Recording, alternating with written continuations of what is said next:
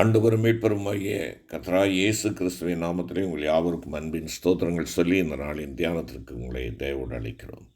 இன்றைய தியான பகுதி சங்கீதம் 98ஆம் சங்கீதம். தியான வசனம் 136ஆம் சங்கீதம் 1ஆம் வசனம். சங்கீதம் 136:1.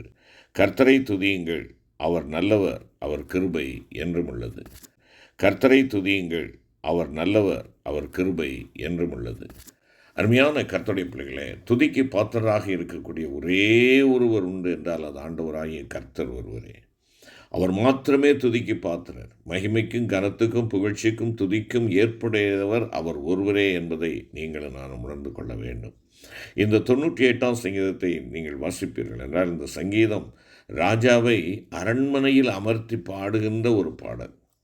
ராஜாவை அரியணை ஏற்றுகின்ற வேளையில் போற்றி பாடுகின்ற ஒரு பாடல். அருமையான கர்த்தருடைய பிள்ளைகளே, ராஜாதி ராஜாவாகிய நம்முடைய ஆண்டவராகிய கர்த்தரை உங்களுடைய இதய சிங்காசனத்திலே நீங்கள் அமர்த்தி அவரை பாடுகிறவர்களாக இருக்கிறீர்களா?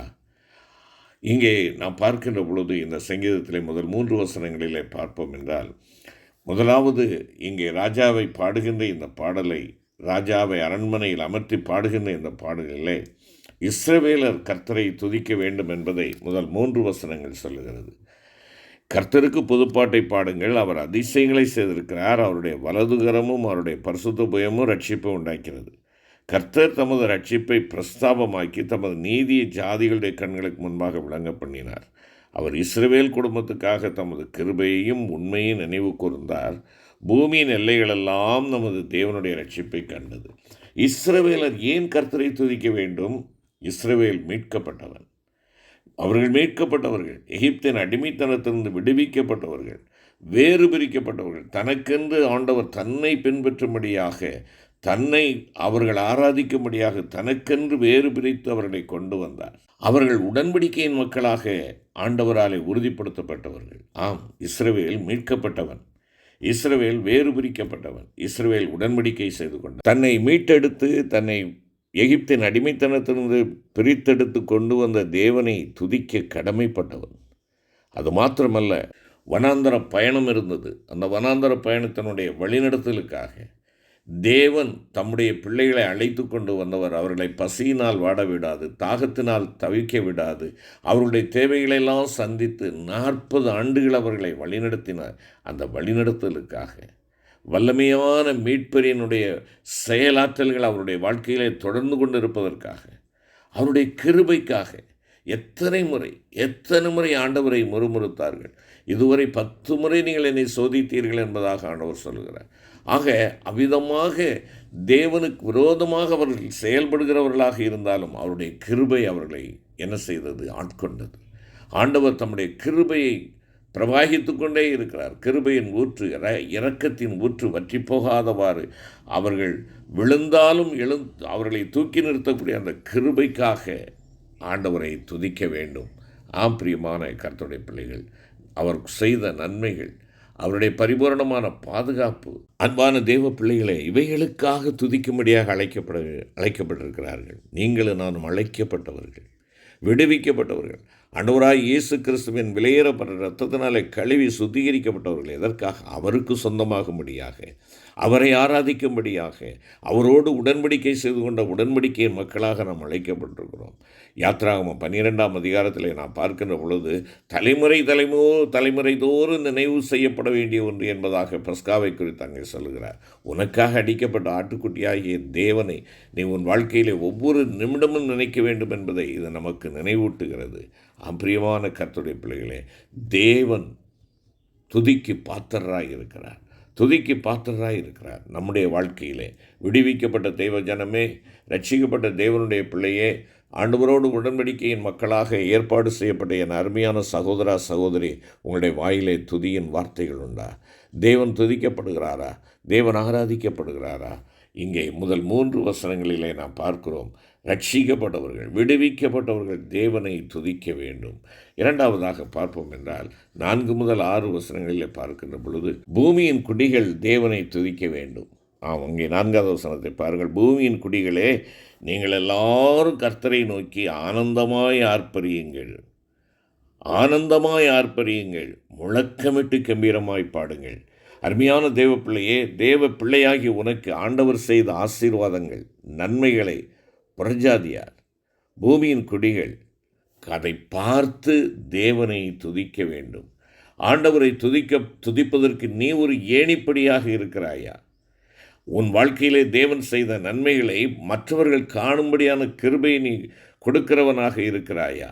ஆண்டவரை துதிக்க வேண்டும். உன் மூலமாய் ஆண்டவர் துதிக்கப்படுகிறாரா? யோசித்துப்பார். அவர் துதிக்கப்படுகிறாரா? உன் நிமித்தமாய் தூஷிக்கப்படுகிறாரா என்பதை நீ உணர்ந்து கொள். பிரஜாதிகளின் மத்தியிலே உன்னுடைய சாட்சி எப்படி இருக்கிறது?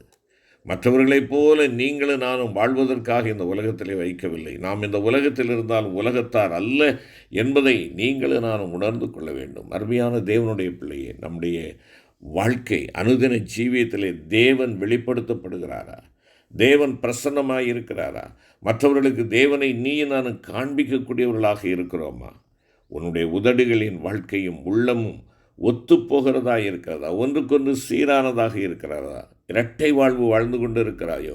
வெளி உலகத்திற்கு ஒரு வாழ்வும் உன்னுடைய உள்ளான சீர்கேடான ஒரு வாழ்வும் நீ இருப்பாய் என்றால் நீ ஆண்டவரை பிரியப்படுத்த முடியாது. உன் ஆண்டவருடைய நீ துதிக்கின்ற துதியெல்லாம் மாய்மாலமான ஒன்று என்பதை மறந்து போகாதே. ஆம், உன் உதடுகளின் வாழ்க்கை உன் வாழ்க்கையோடு ஒத்துப்போகக்கூடியதாக இருக்கிறதா? உன்னுடைய செயலோடு ஒத்துப்போகக்கூடியதாக இருக்கிறதா? அருமையான கர்த்தருடைய பிள்ளைகளை, உன் மூலமாய், உன்னுடைய வாழ்க்கையின் மூலமாய், உன்னுடைய சாட்சியுள்ள உயிருள்ள சாட்சியின் மூலமாய் தேவனை பிறர் அறிந்து கொள்வதற்கு நீ ஒரு ஏணிப்படியாக இருக்கிறாயா?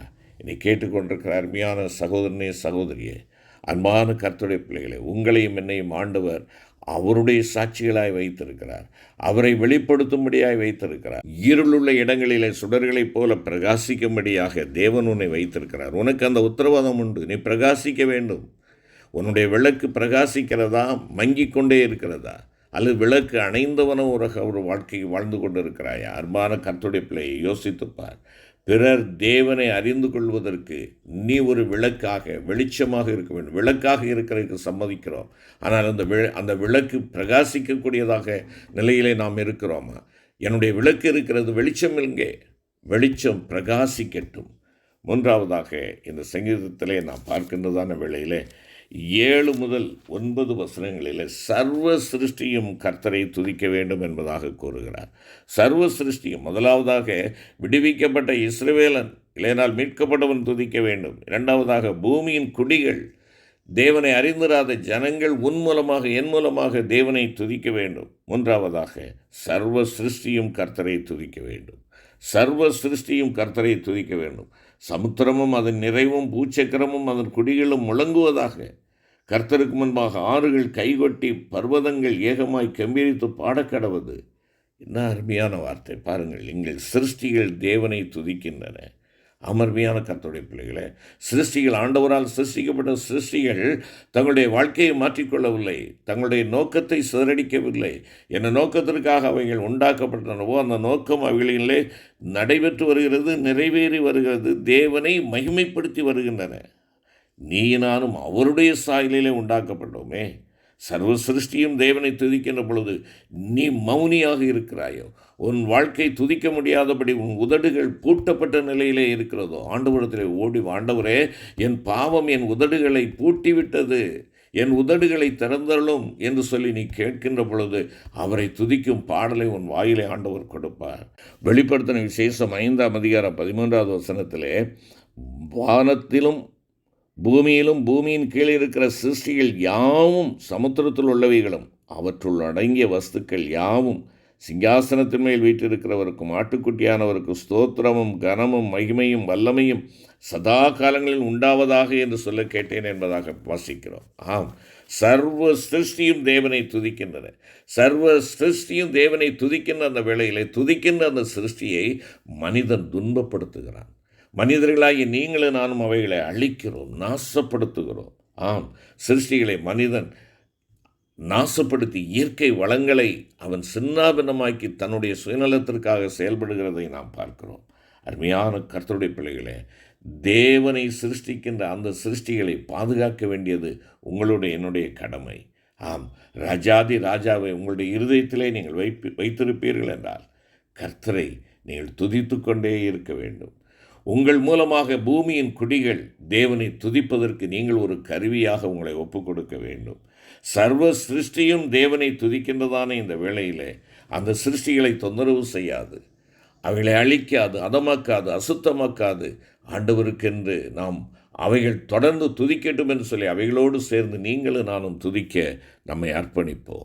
அன்பின் தகப்பனே, பூமியின் குடிகளே கர்த்தரை துதியுங்கள் என்று சொல்லி நாங்கள் எங்களுடைய வாழ்க்கையை முன்னிறுத்தி எங்கள் மூலமாக நீங்கள் தேவனை துதியுங்கள் என்று சொல்ல முடியாத நிலையில் இருக்கிறோம். விடுவிக்கப்பட்ட நாங்கள் விடுதலையை கொடுத்த தேவனை மறந்தவர்களாக இருக்கிறபடினாலே, அவருடைய வார்த்தைக்கு கீழ்ப்படியாதபடினாலே எப்படிப்பட்ட அவல நிலை, தயவாய் எங்களுக்கு மன்னியும். நாங்கள் மீட்கப்பட்டவர்களாக உம்மை பாடி மகிமைப்படுத்தவும், ஆண்டவரே எங்கள் மூலமாக சர்வ சிருஷ்டியும் பாதுகாக்கப்படவும், எங்கள் மூலமாக பூமியின் குடிகள் உம்மை துதிக்கவும் ஆண்டவரே எங்களை எடுத்து பயன்படுத்தும். எங்கள் மீட்பர் இயேசு கிறிஸ்து மூலம் வேண்டிக் கொள்கிறோம் நல்ல பிதாவே, ஆமென்.